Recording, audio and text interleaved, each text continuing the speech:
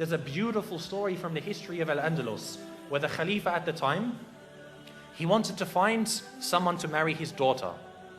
And the Khalifa, he doesn't just want, anyone to, it was his son.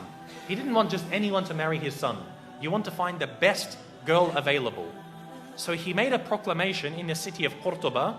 He said, if there is a family who has a girl that's of the age that's ready for marriage, meaning maybe, 16, 20 years old, put a candle in your window tonight. And she's ready for marriage, and she has memorized the entire Quran. Put a candle in your window tonight.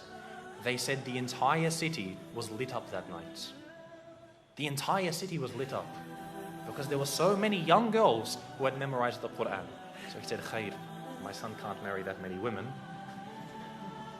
So he said the next night, any of you who has a daughter who's of the age to marry, who has memorized the entire Quran and also one of the certain books of Maliki fiqh, put a candle in your window tonight.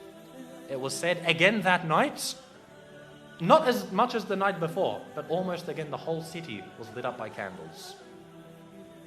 I would dare to say that if we were to ask about our entire ummah today, to have one girl who's of the age to get married, who has memorized the entire Quran and one of the books of Maliki fiqh, khalas, any book of fiqh, we would not have a single candle in our windows tonight.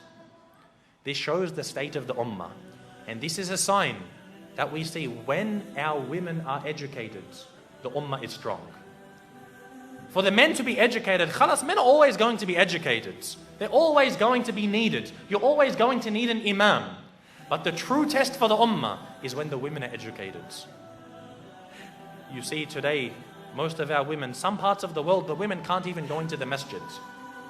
They won't even have a space for them in the masjids, let alone educating them.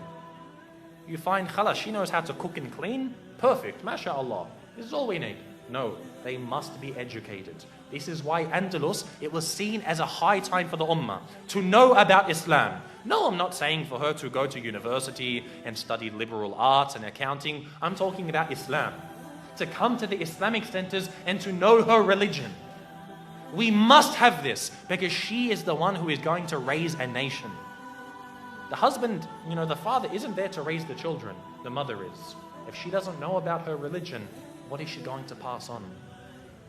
This shows how healthy we are. And the reality is, an ummah today, we are very sick.